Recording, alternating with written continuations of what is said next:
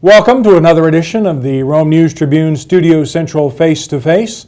We're very pleased today to have as our very special guest Matt Davis, who has chaired the Walk to End Alzheimer's here in the Rome and Floyd County community for many years, several years at any rate, and that's coming up again real quick on November 9th. Matt, tell us a little bit about some of the early plans for the walk. Well, we're really excited about it this year, as we are every year, Doug. And again, thank you so much for having us here today. We really appreciate the newspaper and all the support that you guys give the walk year in and year out.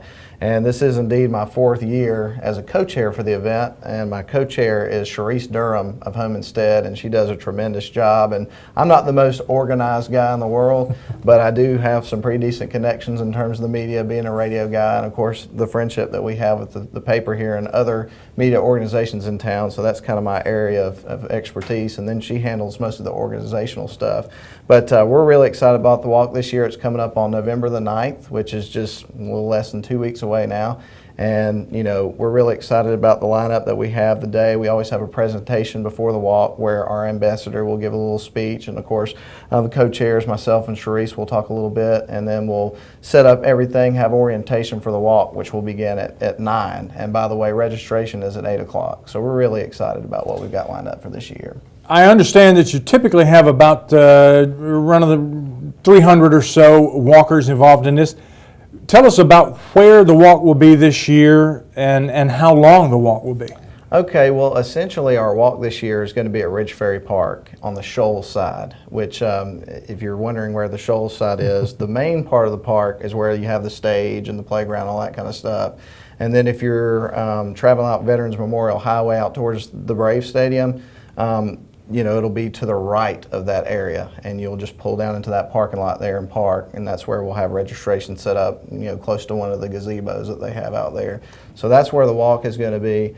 And what was your other question? How long the walk will be? The walk is only just a little bit over a mile, so it's just a real fairly short leisure walk, and of course you'll have different age groups that are represented at the walk.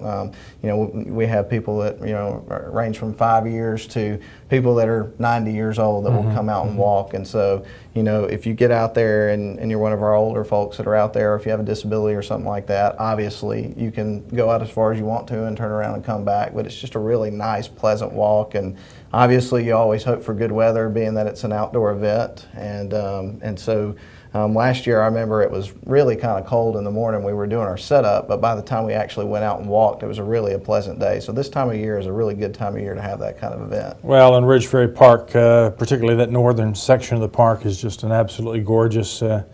I'm thinking if you go for about a mile in either direction, whether you go north or whether you go south, you've got some easy walking and very, very beautiful scenery to walk in out there.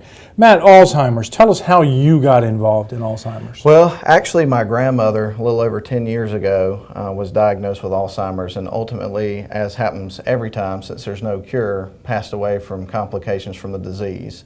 And so I was actually on a sales call, because that's one of my jobs at the radio station is doing ad sales at a business in Cedartown, a senior living center. And I ended up, you know, meeting with the lady that was the director there at the time, and ended up telling her my story, you know, during our conversation. And when I did, she was like, you know what, you need to get involved in our Alzheimer's Walk Committee. And I thought, you know what, I didn't even know that there was an Alzheimer's Walk here locally. I'd love to, you know, join you guys for a meeting.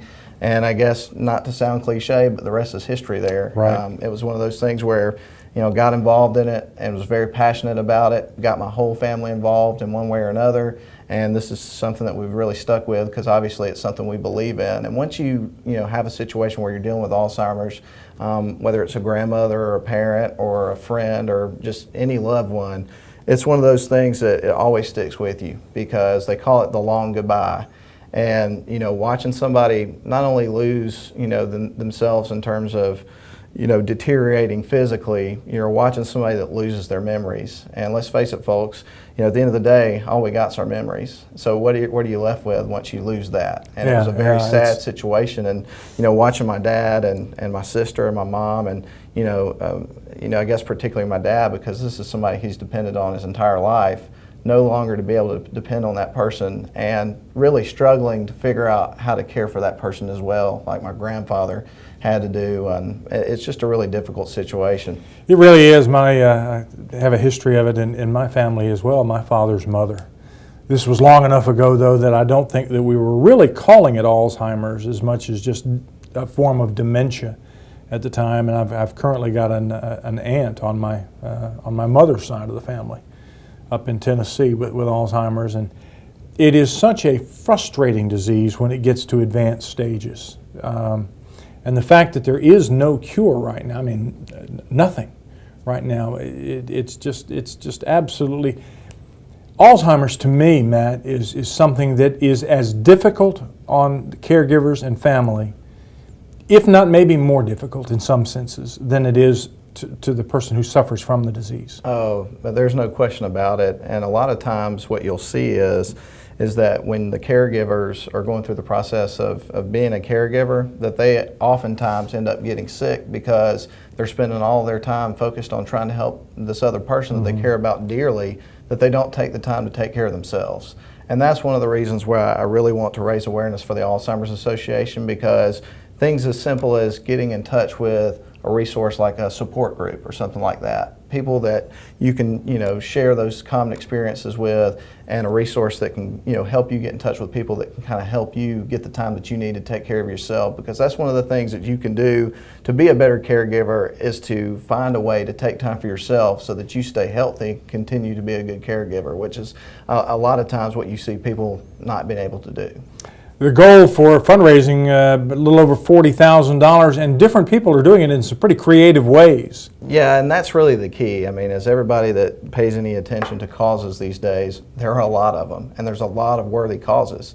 So it's just like anything else. You got to get out there and compete for a piece of the pie in terms of those dollars, and also, to raise awareness for it. And just to give you an example, our friends over at Honeymoon Bakery and BDD Consulting Services last week, they had a cupcake eating contest, which they raised a pretty decent amount of money, and at the same time they were on the front page of the newspaper because it was a fun event that people wanted to hear about.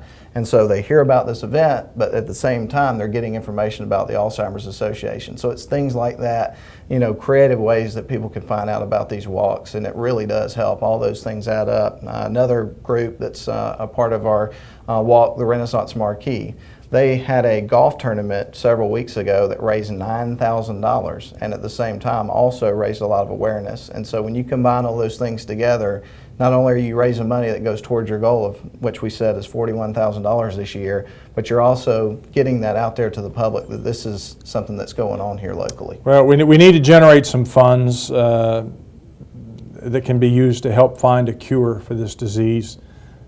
We've got 3 facilities now here in Rome that have special Alzheimer's wings. I mean, Renaissance, you mentioned, Riverwood has a special memory care wing, and Winthrop West. All 3 have special standalone, if you will, wings to help deal with the Alzheimer's population, which is only growing. Matt, thank you much for being with us. Real quick, where do people need to go to get information about registering? That's very easy. There's a one-stop shop. You can go to alz.org, and you can find all the information that you need to know about the walk. It's real easy to navigate. You can register there online, or if you prefer, you can register the day of the walk at 8 o'clock in the morning over at Ridge Ferry Park. But not only can you get information about the walk, you can also get facts and statistics about Alzheimer's disease, and it's just a huge resource. So make sure you check out that website, alz.org. All right, very good. Matt Davis, thank you much for being with us, and we thank you for being with us on another edition of Studio Central's Face to Face.